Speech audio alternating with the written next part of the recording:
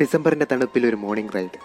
സപ്തഭാഷാ സംഗമത്തിന്റെ നാടായ കാസർഗോഡിന്റെ പ്രകൃതി ഭംഗി ആസ്വദിക്കാനായി ഞങ്ങളുടെ യാത്ര തുടങ്ങി.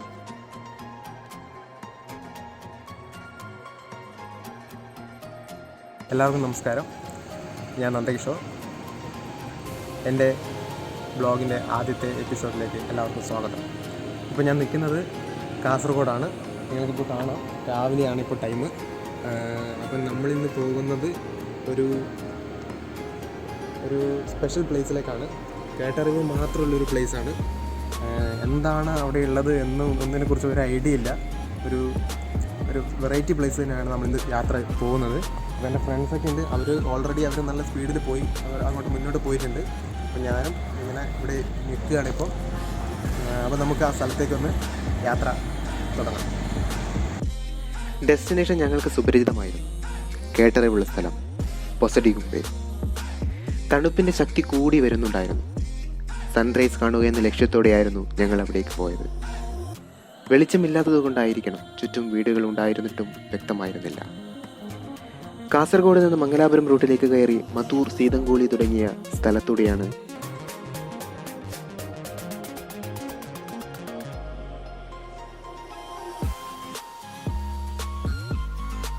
ഡെസ്റ്റിനേഷൻ എത്തിക്കഴിഞ്ഞു. റൈഡേഴ്സിനെ കാത്തിരിക്കുന്ന പൊസഡിഗുംബെ. പൊസഡിഗുംബയിലേക്കുള്ള യാത്ര ഇവിടെ തുടങ്ങുകയാണ്. ഇവിടെ ഏകദേശം നമ്മളിതിൻ്റെ താഴെ എത്തിയിട്ടാണുള്ളത്. അപ്പോൾ നമുക്ക് കാണാം മുകളിലേക്ക്. ശരിക്കും ആൾക്കാരൊക്കെ ഉണ്ട് ഇവിടെ. നമുക്ക് നന്നായിട്ട് ഹിൽ ടോപ്പിലേക്കുള്ള ഒരു ട്രക്കിങ് പോലെയാണ് സംഭവം. നമുക്ക് നോക്കാം എങ്ങനെ ഉണ്ടാകുന്നില്ല. നമുക്ക് നോക്കാം. ശരിക്കും ഒരു പാറപ്രദേശം. കുന്നിൻ മുകളിലേക്ക് നടക്കാനുണ്ട്.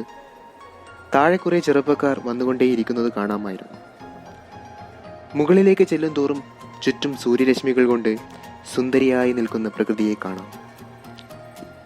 യാത്ര അതികഠിനമായി തോന്നിയിട്ടില്ല.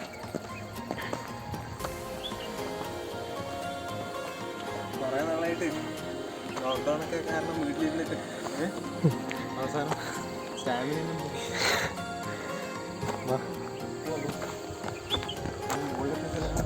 സൺറൈസ് കറക്റ്റ് വ്യൂ ആയിരിക്കും.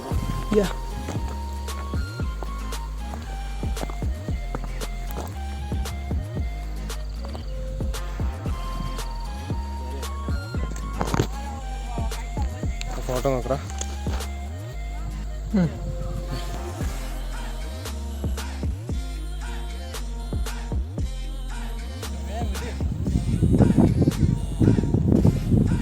നമ്മൾ പൊസഡിഗുംബേൻ്റെ ടോപ്പിലെത്തിയിരിക്കുകയാണ്. നമുക്കിപ്പോൾ നല്ല അടിപൊളി വിഷനാണ് കാണാൻ പറ്റുന്നത്.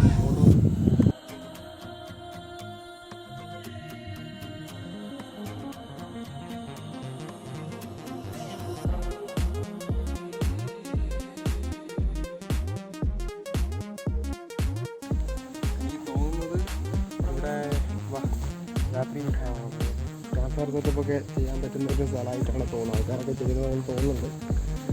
പിന്നെ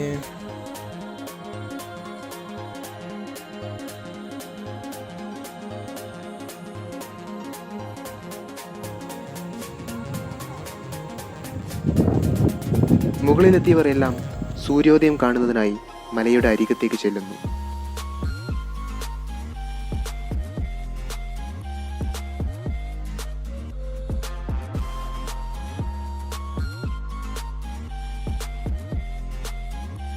ചൂടും തണുപ്പും ചേർന്ന് തഴുകി വരുന്ന കാറ്റേറ്റ് കുറച്ചു നേരം അവിടെ ഇരുന്നു.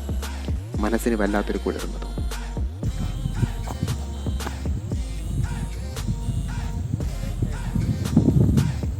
അപ്പം ആക്ച്വലി നമ്മളിത് കേട്ടറിഞ്ഞ് വന്നൊരു സ്ഥലമാണ്. അപ്പം ഞാനും എൻ്റെ ഫ്രണ്ട്സൊക്കെ ഇവിടെ കേട്ടിട്ട് വന്നതാണ് ഈ സ്ഥലത്തെക്കുറിച്ച്. നമ്മൾ രാവിലെ എത്തി. ഇപ്പം എന്താ സൂര്യൻ ഇങ്ങനെ ഉദിച്ച് നിൽക്കുന്നതിൻ്റെ ഒരു വിഷയം കൂടെ നമുക്ക് കാണാൻ പറ്റും. പിന്നെ മൊത്തത്തിൽ നമ്മൾ പറയുകയാണെങ്കിൽ ഇപ്പോൾ ഇവിടുത്തെ ഒരു വൈബ് എന്ന് പറയുന്ന ആൾക്കാർ ഒരുപാടുണ്ട്. ആൾക്കാർ ഈ സൺറൈസ് കാണാൻ വേണ്ടിയിട്ട് വന്നിട്ടുണ്ട്. കാരണം ഒരു ഹിൽ ടോപ്പിൻ്റെ മുകളിലായതുകൊണ്ട്. പിന്നെ നല്ല കാറ്റുണ്ട്. കാറ്റ് നമുക്കത് കാണാൻ പറ്റും. ഇത് ഫസ്റ്റ് എക്സ്പീരിയൻസ് ആണ് ഈ സ്ഥലത്ത്. അങ്ങനെ സ്ഥലത്തെക്കുറിച്ച് മോശമായിട്ടൊന്നും പറയുന്നില്ല. നമ്മുടെ നാട്ടിലുള്ള പോലെയുള്ള സ്ഥലം തന്നെയാണ്. കാരണം ഒരു ഹിൽ ടോപ്പിൽ ഒരു പാറപ്രദേശമാണ്. കംപ്ലീറ്റ് പാറപ്രദേശം.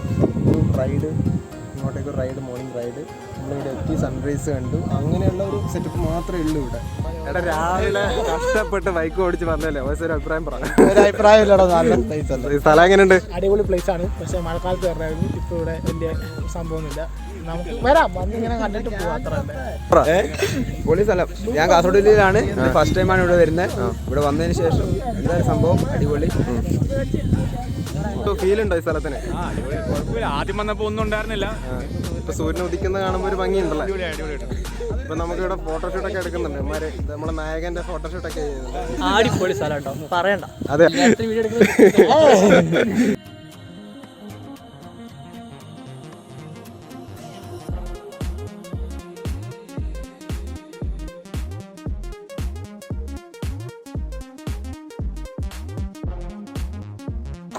ഇപ്പം നമ്മളിവിടെ ഒരു വെള്ളച്ചാട്ടം ഉണ്ടെന്ന് കേട്ടിട്ട് ആ വെള്ളച്ചാട്ടം കാണാൻ വേണ്ടി വെള്ളമുണ്ടോ ചാട്ടമുണ്ടോ എന്ന് അറിയത്തില്ല. പൊസഡിഗുംബയിലെ മലമുകളിൽ നിന്നും ഇറങ്ങിയതിനു ശേഷം തൊട്ടടുത്ത് തന്നെയുള്ള വാട്ടർഫാൾസ് കാണാൻ ഞങ്ങൾ വണ്ടി തിരിച്ചു.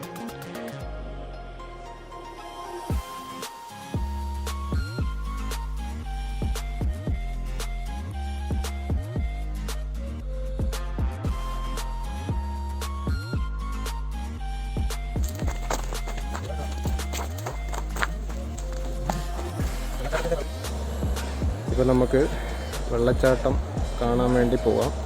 ശരിക്കും പറഞ്ഞു കഴിഞ്ഞാൽ ഒരു റബ്ബർ തോട്ടത്തിൻ്റെ ഇടയിലൂടെയുള്ളൊരു യാത്ര.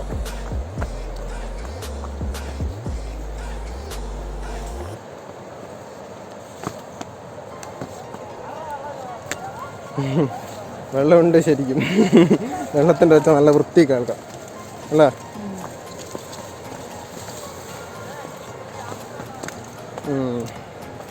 കാട് മൊത്തം ഫോറസ്റ്റ് ആക്കാം. ഓഹോ എടാ ഇത്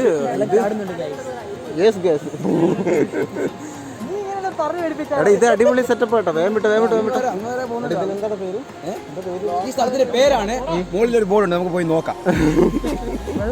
ഞാൻ അവിടെ ശ്രദ്ധിച്ച ഒരു ബോർഡ്. ഇതിന്റെ പേര് നമുക്കറിയില്ല.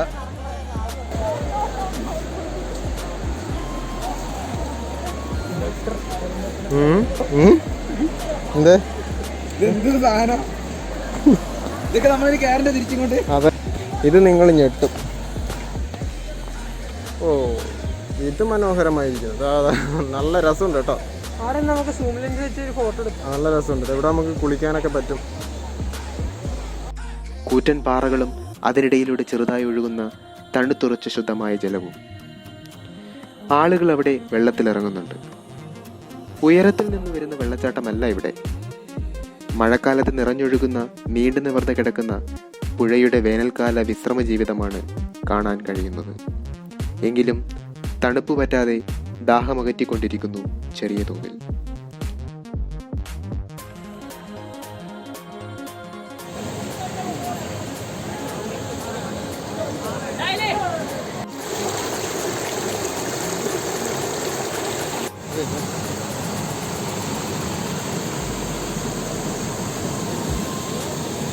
മഴക്കാലത്ത് ഇവിടെ ഫുള്ള് വെള്ളമായിരിക്കും. കാരണം ഈ പാറയൊക്കെ ഇപ്പം നമുക്ക് ഇപ്പോഴും വിസിബിളാണ്.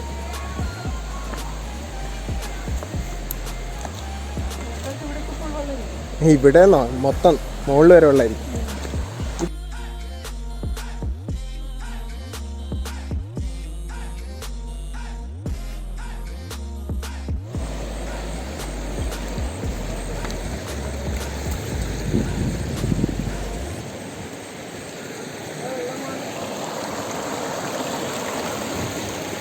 പൊസഡിഗുംബയിൽ നമ്മളാരും മിസ് ചെയ്യാൻ പാടില്ലാത്തൊരു സ്ഥലം എന്ന് പറയുന്നത് ഇത് തന്നെ കേട്ടോ.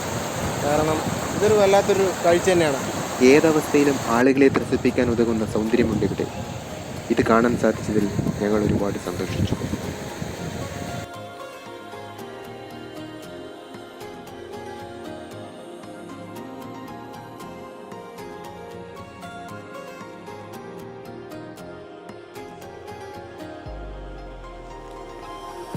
ശേഷമെന്ത്? അതിനുത്തരം ബൊമ്രാൾ ഡാമാണ്.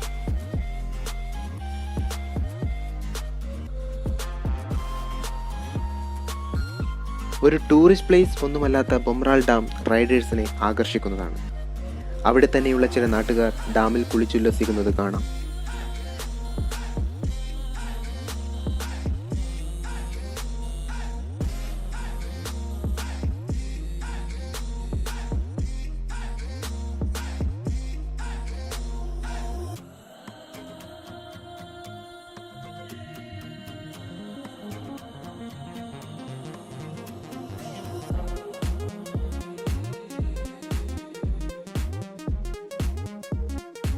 അതിനിടയിൽ ഒരു പയ്യൻ ഇംഗ്ലീഷ് ചാനലിലെ ഗെയിമിനെ തോന്നിപ്പിക്കുന്ന വിധത്തിൽ കല്ലുകളിലൂടെ തുള്ളിപ്പോകുന്നത് കാണാം.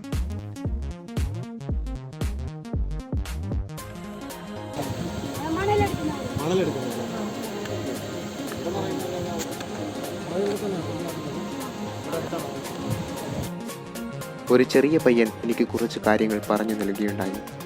ഈ ഡാം സൈറ്റിൽ നിന്നും കർണാടകത്തിലേക്ക് എളുപ്പം ചെല്ലാം. ഡാമിൻ്റെ അരികത്ത് മണൽ വാരുന്നതിനെക്കുറിച്ചും ആ പയ്യൻ എന്നോട് വിശദീകരിക്കുകയുണ്ടായി.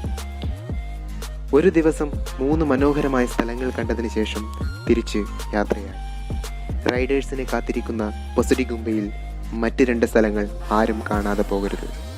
പുതിയ യാത്രകൾ, പുതിയ അനുഭവങ്ങൾ പ്രതീക്ഷയോടെ